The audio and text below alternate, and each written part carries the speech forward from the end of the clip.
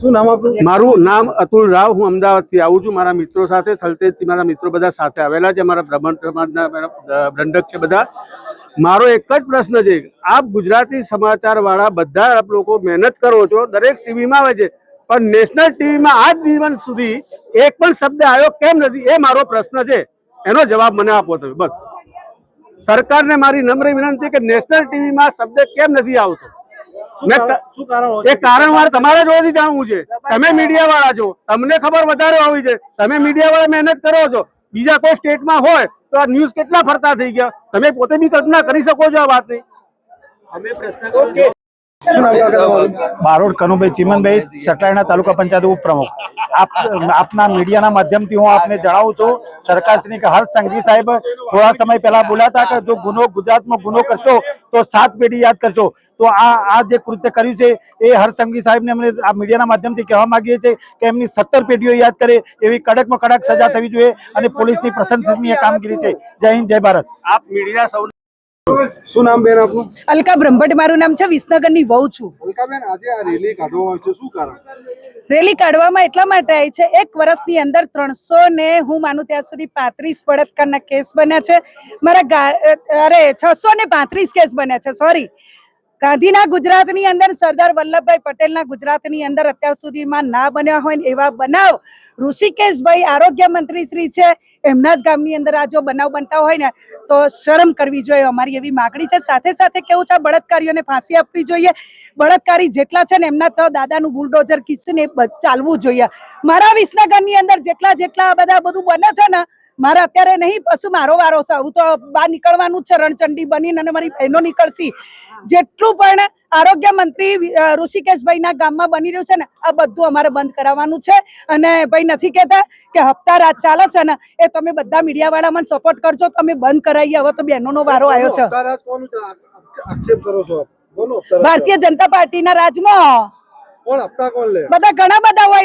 Election લડશું, કરોડો રૂપિયા ભાઈ હપ્તા જ ICI થી. મારા ઘરની અંદર મારા બંગલા, 1 મિનિટ, મારા બંગલાની પાછળ જે દારૂનો અડ્ડા ચાલે છે એ સમગ્ર વિસનગરની અંદર ખુલ્લેઆમ દારૂ વેચાય, સમગ્ર ગુજરાતની અંદર વેચાય છે. ભાઈ, પોલીસની કામગીરી પર તમને કેટલો વિશ્વાસ? પોલીસ ખૂબ જ સારી કામગીરી કરો છે, પણ અમુક નેતાઓનું થોડું દબાણ ચાલી રહ્યું છે ને, એ દબાણ હટાશે ને તો આ લોકોને કડક સજા થશે.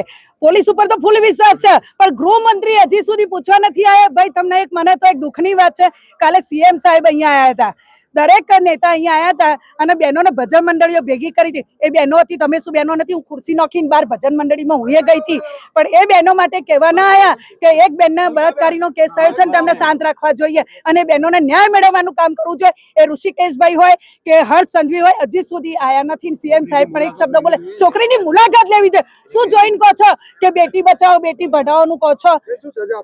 ફાંસીની સજા આપવી જોઈએ. 4 ચોકડીઓમાં એક ને લટકાવી દેવા જોઈએ, બહેનોને હોપી દેવા જોઈએ.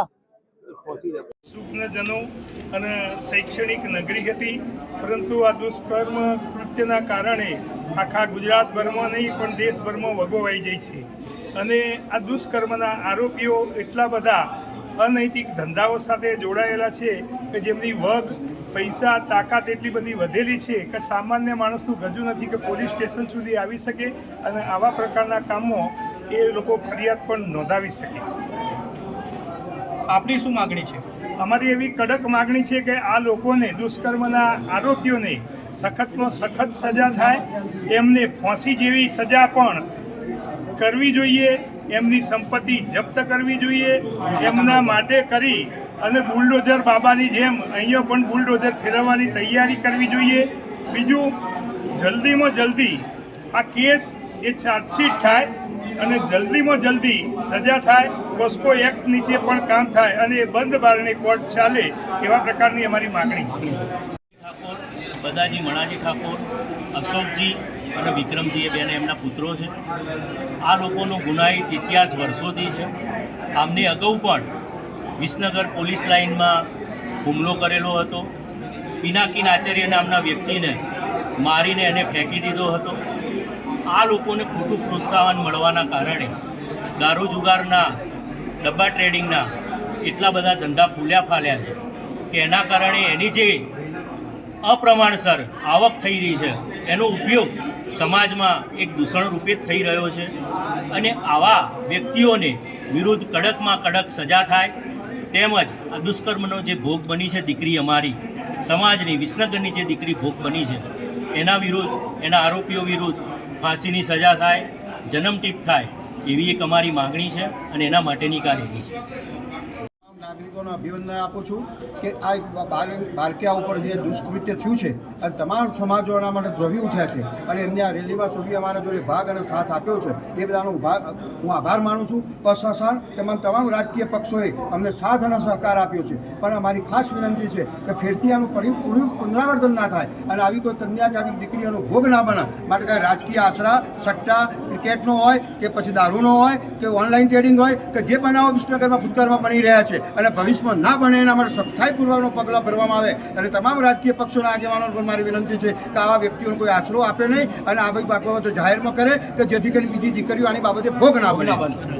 વિસનગરમાં રેપ અંગેનો એક બનાવ તાજેતરમાં નોંધાયો છે પોલીસ સ્ટેશને. એ સંદર્ભે પોલીસે કાર્યવાહી શરૂ કરી દીધેલી છે. લોકોએ તમામ સમાજના અગ્રણીઓ અને જનતાએ સામૂહિક રીતે તેમના ભાવ વ્યક્ત કરવા માટે અને યોગ્ય કાર્યવાહી થાય તે માટે આજરોજ આવેદનપત્ર આપેલ છે, જે આવેદનપત્ર ઉચ્ચ કક્ષાએ મોકલી આપી અને નિયમ અનુસારની આગળની કાર્યવાહી કરવામાં આવશે.